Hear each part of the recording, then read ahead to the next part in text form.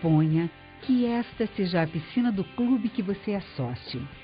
Imagine que você está em casa, no maior calorão, e decide ir ao clube para tomar um banho nessa piscina.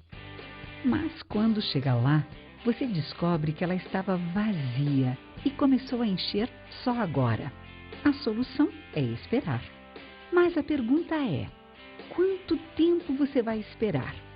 Essa e muitas outras questões serão resolvidas na aula de hoje. Então, mãos à obra!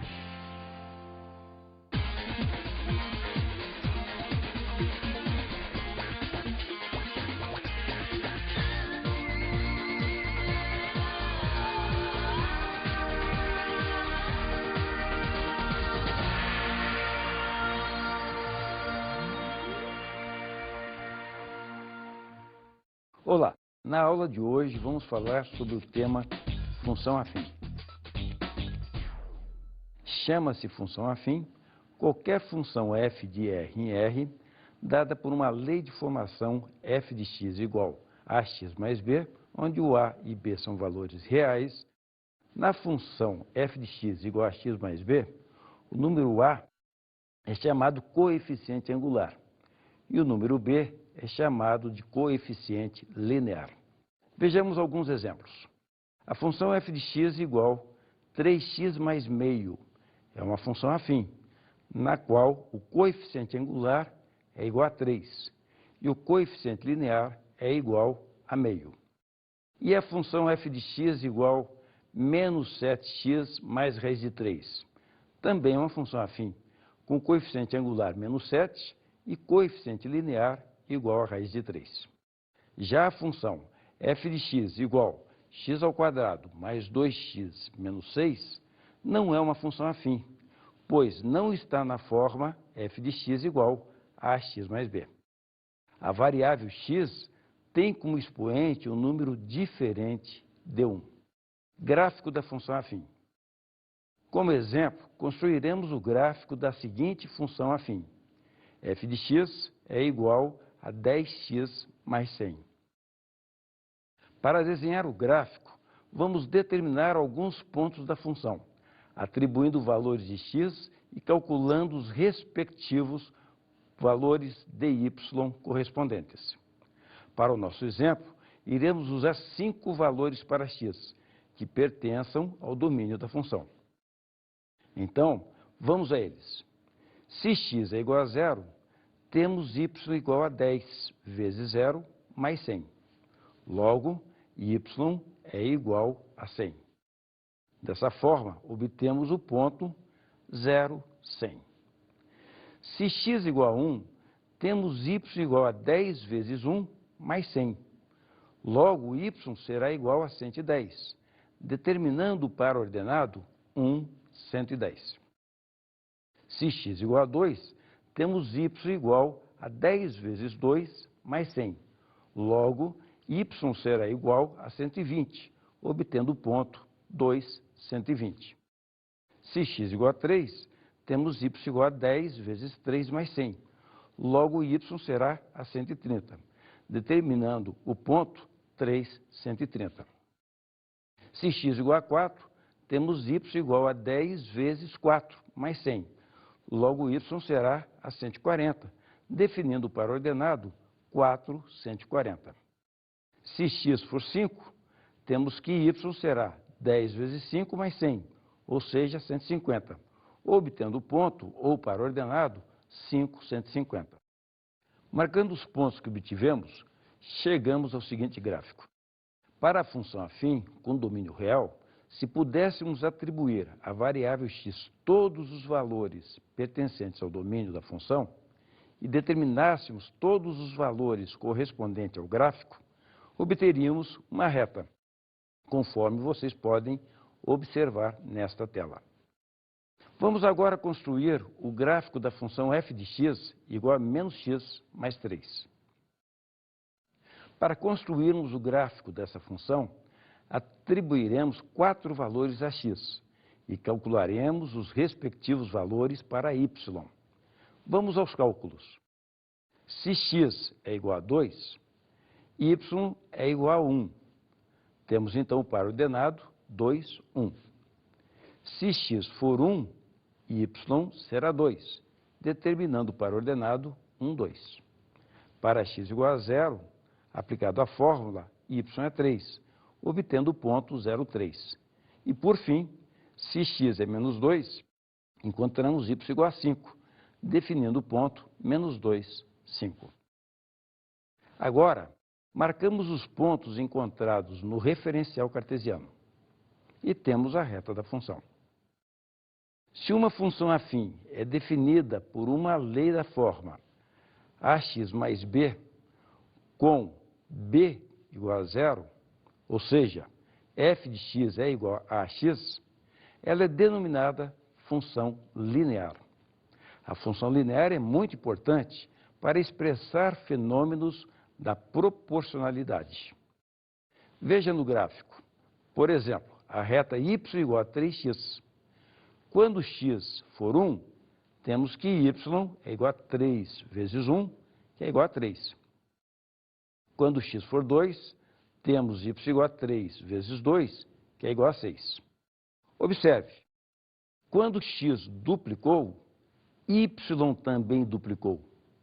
Ao dizer que x duplicou, y também duplicou, significa dizer que as variáveis x e y são proporcionais. Além disso, sempre que x for 0, y também será 0. O gráfico de uma função linear sempre intercepta a origem, ou seja, o ponto 0, 0. Existe um caso particular da função afim, chamada função identidade. Vamos voltar à função afim que tratamos há pouco. F de x é igual a x mais b, para o valor de a igual a 1 e b igual a 0. Então, a função fica reduzida assim. F de x é igual a x. Essa função é chamada função de identidade, pois cada valor a x será exatamente o valor da função. Ou seja, os valores de y serão idênticos aos valores de x. Construir o gráfico dessa função é fácil. Quando x é 0, y é 0. Quando x é 1, y é 1. Quando x é 2, y é 2 e assim por diante. Perceba, a reta que nós estamos construindo está dividindo o primeiro quadrante em dois ângulos iguais. Ou seja, nós estamos construindo a bissetriz que passa pelo primeiro e pelo terceiro quadrante. Você se lembra o que é bissetriz? Bissetriz de um ângulo é a semirreta com origem no vértice deste ângulo e que o divide em dois outros ângulos congruentes. Existe uma outra função muito importante na matemática, que é a função constante. Ela não é uma função do primeiro grau e escrevemos simplesmente y é igual a b. Vejamos alguns exemplos. A função y igual a 5 apresenta coeficiente angular igual a 0 e coeficiente linear igual a 5. Logo, ela representa uma função constante. E a função y igual a menos 2/5 também apresenta o coeficiente angular igual a 0 e o coeficiente linear igual a menos 2/5. Já a função afim y igual a menos x mais 3 não representa uma função constante, pois apresenta coeficiente angular diferente de 0, nesse caso, igual a menos 1. Veja no gráfico, por exemplo, a reta y igual a 2. Qualquer que seja o valor de x, y sempre será constante. Nesse caso, 2. Então, a reta é paralela ao eixo x. Coeficientes da função afim. Antes de determinarmos o coeficiente angular, observe o gráfico. Nele, vamos marcar dois pontos genéricos e distintos.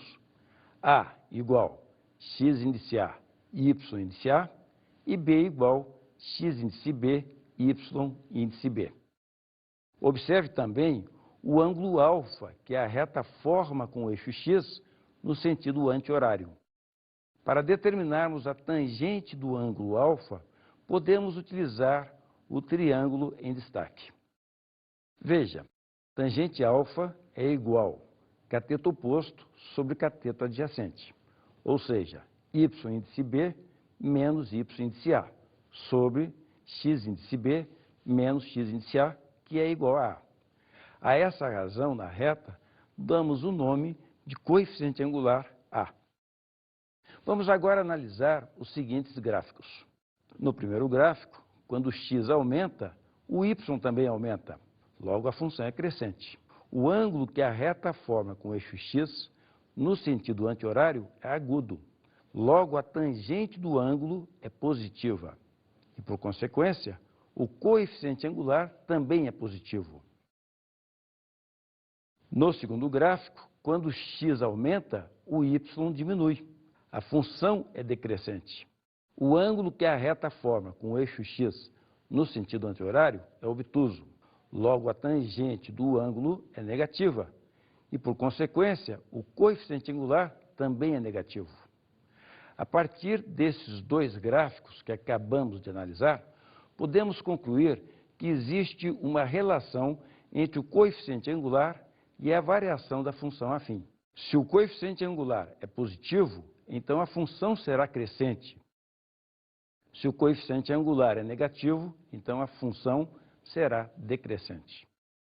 O coeficiente linear B representa a ordenada do ponto de interseção da reta com o eixo y. Por esse motivo, quando fazemos x igual a zero, em f de x igual a x mais b, obtemos y igual a b. Vamos exercitar. Observando o gráfico, vamos determinar os coeficientes angular e linear da função e o ângulo que a reta forma com o eixo x. A partir dos pontos 0,3 e 1,5, destacados na reta, podemos obter o coeficiente angular da função. Para determinar o coeficiente angular A, podemos utilizar a fórmula já estudada. A é igual a y índice B menos y índice A sobre x índice B menos x índice A, que é igual a tangente alfa. Substituindo os valores dos pontos A igual 0,3, B igual 1,5, já determinados, temos que o valor de A será igual a 5 menos 3 sobre 1 menos 0, ou seja, igual a 2. Portanto, o coeficiente angular é 2. Devemos lembrar que nas situações em que a fórmula da função já é conhecida, o coeficiente angular se encontra explícito na própria fórmula. Agora, vamos determinar o ângulo alfa, que a reta forma com o eixo x. Como o coeficiente angular é igual tangente de alfa, temos que a tangente de alfa é 2. Logo, alfa é o ângulo cuja tangente vale 2. Mas qual é o valor de alfa? O ângulo alfa pode ser determinado com o auxílio de uma calculadora científica. Para isso, basta seguir os seguintes passos. 1. Verifique se na calculadora a opção grau, ou seja, unidade de ângulo, está selecionada. 2. Digite o valor da tangente do ângulo que queremos determinar, ou seja, 2. 3. Logo em seguida, ative a tecla INV da sua calculadora. 4. Após a tecla INV ter sido acionada, basta pressionar a tecla que indica a função que estamos trabalhando, ou seja, a tangente, que na calculadora está indicada pela tecla TAN. 5. Observe no visor a resposta.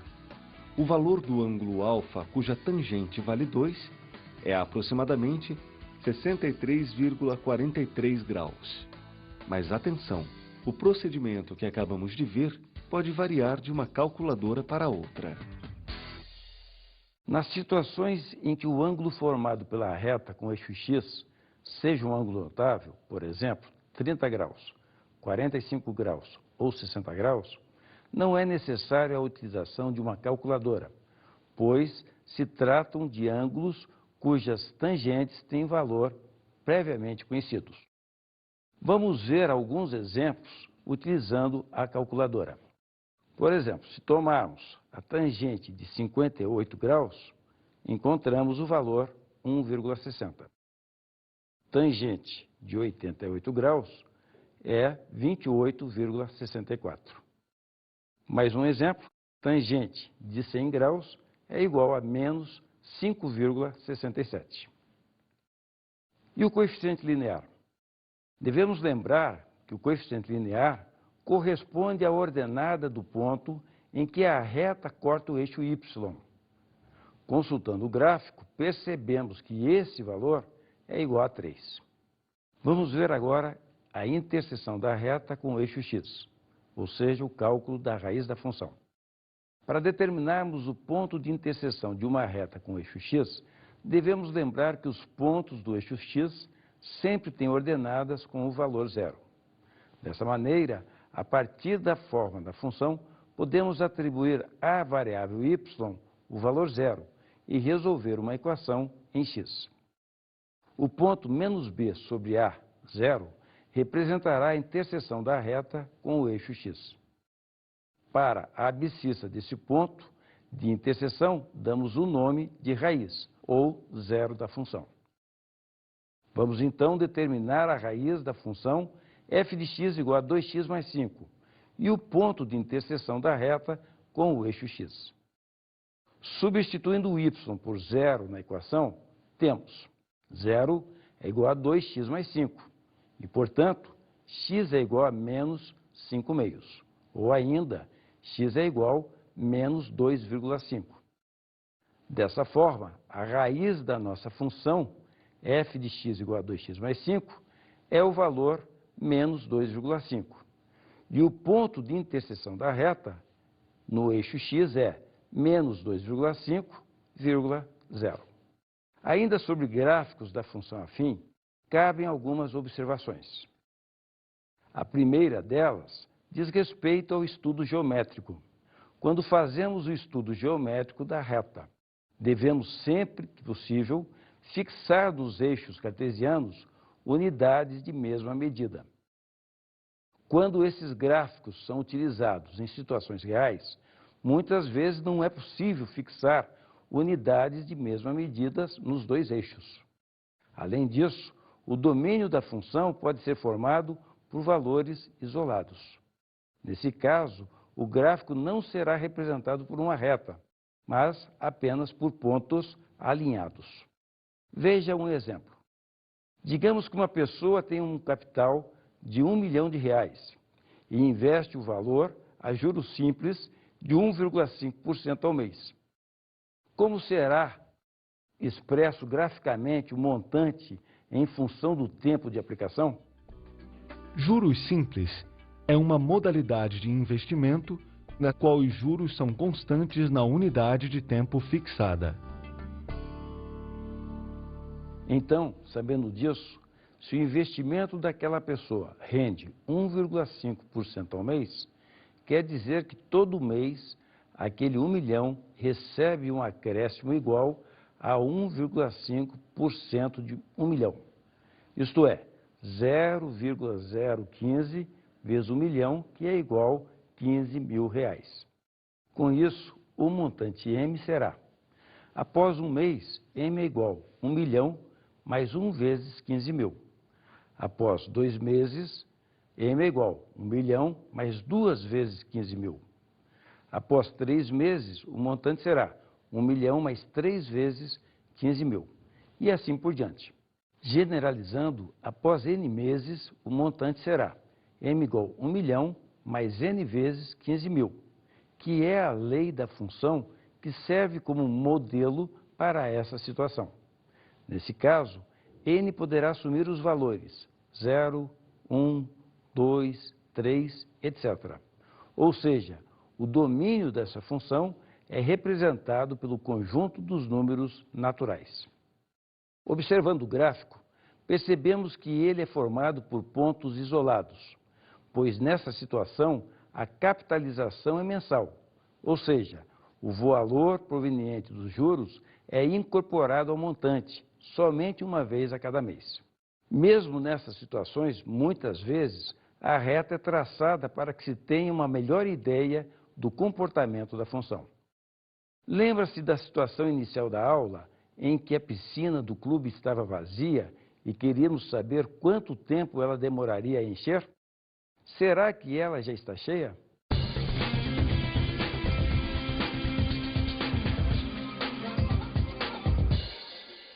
Então, será que a piscina do clube já está cheia? Digamos que a capacidade dela seja de 50 mil litros. As torneiras despejam 50 litros de água por minuto. E agora, a piscina já está com 20 mil litros. Descobrindo a fórmula da função envolvida nessa situação, podemos encontrar o tempo que a piscina levará para ficar cheia. Para isso, vamos construir uma tabela. A variável y corresponderá ao volume total de água que cabe na piscina, enquanto x corresponde ao total de minutos que vamos esperar até a piscina encher. Devemos lembrar que as torneiras despejam água à razão de 50 litros por minuto e que, inicialmente, a piscina apresenta 20 mil litros. Observe como fica a tabela. Para x igual 0, y será dado por 20 mil mais 0 vezes 50. Quando x igual 1, temos que y igual 20 mil mais 1 vezes 50. Para x igual 2, y será dado por 20 mil mais 2 vezes 50. Para x igual 3, y será dado por 20 mil mais 3 vezes 50. E generalizando, temos que a fórmula dessa função será y igual 20 mil mais x vezes 50 ou y igual 50 vezes x mais 20 mil. Finalmente, para descobrirmos o tempo necessário para que a piscina esteja cheia, procedemos da seguinte forma. Na fórmula da função, substituímos o y por 50 mil, que é a quantidade que estamos esperando, e temos 50 mil igual 50x mais 20 mil. 50x igual 30 mil. 30 mil divididos por 50 é igual a 600, portanto, 600 minutos. E 600 minutos são 10 horas. Vai demorar bastante. O próximo tema da aula de hoje é equações da reta e a obtenção dela a partir do gráfico. Até agora, usamos a equação para achar a reta. Neste momento, vamos fazer o processo inverso, ou seja, teremos uma reta e a partir dela encontraremos a equação. Primeiro caso, reta não vertical. Acompanhe o gráfico. Considere que esse ponto P de XY se movimente pela reta. As coordenadas x e y desse ponto vão variar de acordo com o movimento. Porém, o ângulo beta será sempre igual ao ângulo alfa. Então, tangente de alfa é igual a tangente de beta. Pela fórmula que já conhecemos, tangente de alfa é igual a 4 menos 1 dividido por 3 menos 2. Ou seja, isso é igual a 3. A tangente de beta é dada por y menos 4 por x menos 3.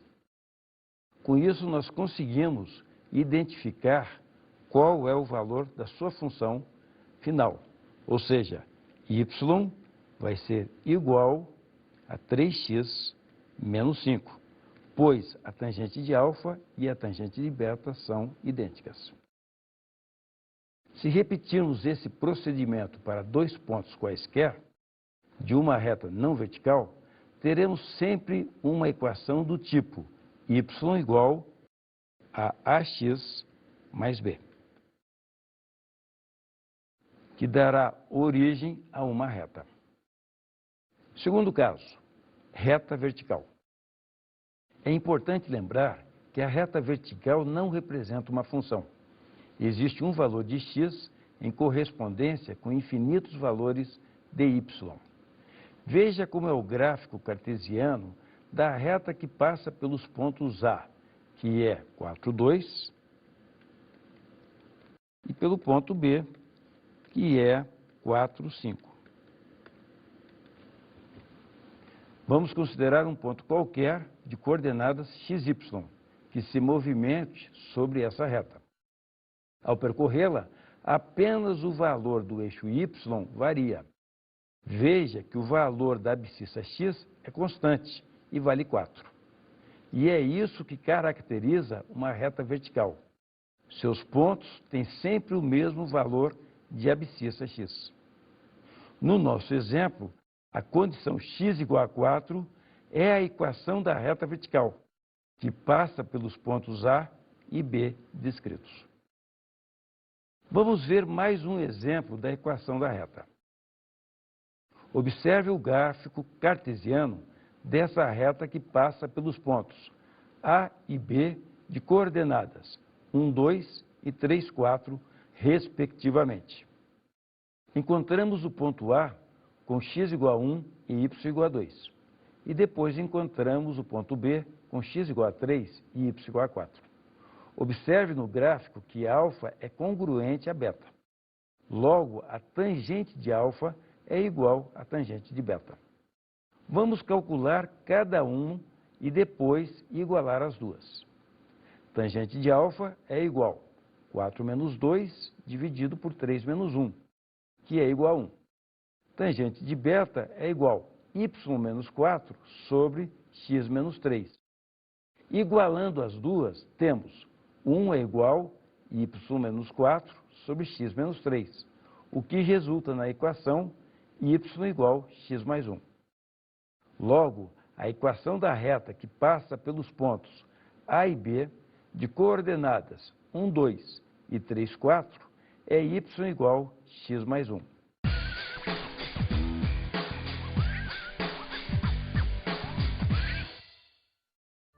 Eis que surge no palco o incrível Houdini, o mágico matemático.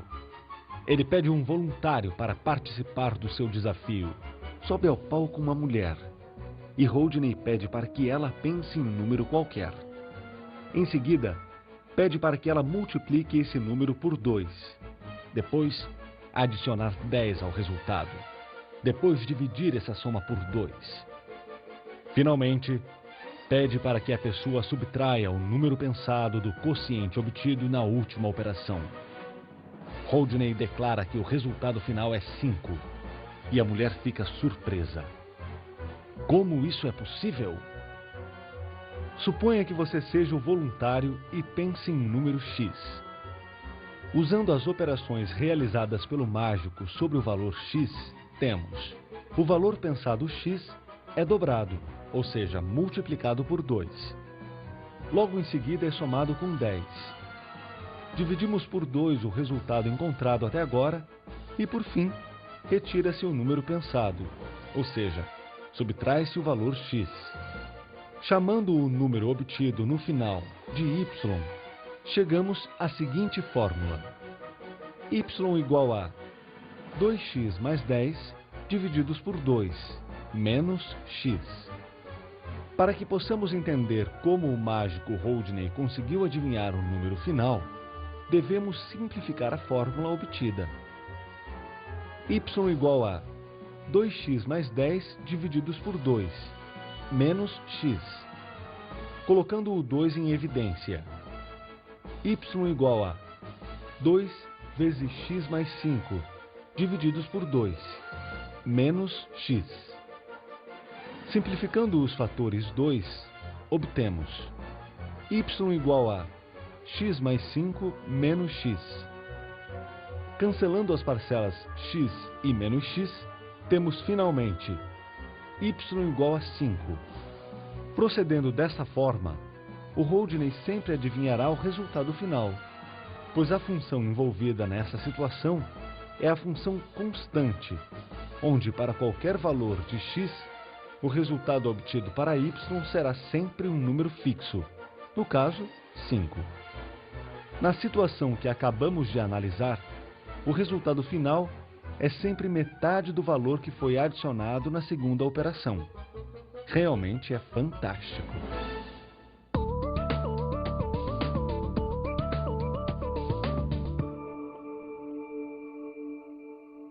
Vamos resolver o exercício 1. O salário mensal fixo de um vendedor de computadores é de R$ 600. Além disso, ele ganha R$ 5 por unidade vendida. Sendo S o salário do vendedor em reais e X o número de unidades vendidas, complete a tabela a seguir. Então vamos lá. Nós temos que o salário do vendedor será dado por R$ 600 mais 0 unidades que ele está vendendo a R$ 5. Portanto, não vendendo nenhuma unidade, ele terá um salário de R$ 600. Se ele vender 5 unidades, ele terá R$ 600 mais 5 vezes 5, ou seja, o seu salário será de R$ 625. Se ele vender 10 unidades, nós temos então 600 mais 10 vezes 5 e, portanto, o seu salário mensal será de R$ 650. Aproveitando essa tabela que acabamos de construir, vamos agora expressar o salário S em função do número de unidades vendidas X. Assim nós vamos ter S é igual a R$ 600 mais X vezes 5. Ou ainda, S é igual a 5x mais R$ 600. E por fim, vamos calcular quantos computadores o vendedor deverá vender para que seu ganho mensal seja R$ 1.500. Note que agora o valor S será de R$ 1.500. Mas nós temos que o S é igual a 5x mais R$ 600. Portanto, 5x será igual a R$ 1.500 menos R$ 600, que vai nos dar R$ 900. E, portanto, x será igual a 180 computadores. Ele terá que vender 180 computadores para, no fim do mês, receber R$ 1.500. Vamos ao exercício 2. Um botijão de cozinha contém 13 kg de gás. Em média, é consumido por dia 0,5 kg. Sendo M a massa de gás no botijão e T o número de dias de consumo, complete a tabela a seguir. Então vamos lá. Nós temos que M é dado por 13 menos 0 vezes 0,5, caso a utilização não tenha ocorrido. Com isso, nós temos M igual a 13. Se T for 2, M será igual a 13 menos 2 vezes 0,5. Ora, 2 vezes 0,5 é 1. Então, 13 menos 1, o M será 12. Se o T for 4, então nós temos 13 menos 4 vezes 0,5. Portanto, o M será 11. O próximo passo é expressar a massa M do gás no botijão em função de T, que é o número de dias de consumo. Para isso, vamos retornar à tabela que acabamos de completar. Então, nós temos T, onde M vai ser dado por 13 menos T vezes 0,5. Ora, nós podemos reescrever isso como sendo M é igual a menos 0,5T mais 13. Note que essa função M igual a menos 0,5T mais 13, na verdade, é uma função M de T, porque a nossa variável aqui em questão é o T. Suponha que em uma casa o consumo médio seja de 0,5 kg de gás por dia. Depois de quantos dias a massa de gás do botijão será de 6,5 kg? Ora, nós iremos pegar esse valor MT e substituir por 6,5. Assim nós teremos 6,5 é igual a menos 0,5t mais 13. Fazendo os cálculos, chegamos que o valor t será igual a 6,5 dividido por 0,5, ou seja, 13. Após 13 dias de consumo, a massa de gás contida no botijão será de 6,5 kg. E a última pergunta: quantos dias de consumo serão necessários para que o botijão esteja vazio? Quando o botijão estiver vazio, teremos que ter MT igual a 0. Vamos ver o esquema. Substituindo o valor, teremos 0 é igual a menos 0,5t mais 13. Ou seja, 0,5t será igual a 13, de onde nós tiramos que t será igual a 26. Após 26 dias de consumo, o botijão estará vazio. Para cada gráfico a seguir, dê o sinal dos coeficientes A e B, sendo que y igual a x mais b, e classifique a função como sendo crescente ou decrescente. Primeiramente, devemos lembrar que A é o coeficiente angular e B é o coeficiente linear. E ainda, A é igual a tangente de alfa e B é a ordenada do ponto onde a reta corta o eixo y. Vamos ao gráfico. Notamos nesse primeiro exemplo que o nosso ângulo alfa é agudo, portanto, a tangente desse alfa é positiva. Consequentemente, o valor de A é positivo. Fazendo o estudo agora para o coeficiente linear, notamos que essa distância aqui também é positiva e, portanto, o B também será positivo. Então, nesse caso, tanto A quanto B são valores positivos. Note agora que nós temos o valor de alfa, um ângulo menor que 90 graus, portanto agudo, e a sua tangente é positiva. No entanto, o valor de B é um valor que está abaixo do eixo x e, portanto, é negativo. Assim, nesse segundo exemplo, notamos que o valor de A é positivo e o de B é negativo. Mais um gráfico. Aqui o que a gente observa? Que o valor de alfa forma um ângulo maior que 90 graus. Portanto, é um ângulo obtuso. Sua tangente é negativa. Assim, o valor de A, que é o coeficiente angular, também é negativo. E o valor de B nos mostra claramente o gráfico que ele está acima do eixo x. Portanto, ele é positivo. Neste caso, A é negativo e B é positivo. Temos nesse gráfico um valor de alfa também obtuso, pois ele é maior que 90 graus. Assim, a tangente vai ser negativa e, consequentemente, o coeficiente angular também é negativo. Como o valor de B ele está abaixo do eixo x, temos que o coeficiente linear é negativo. Assim, tanto a tangente alfa como o valor de B são negativos. Ou seja, o coeficiente angular é negativo e o coeficiente linear também é negativo.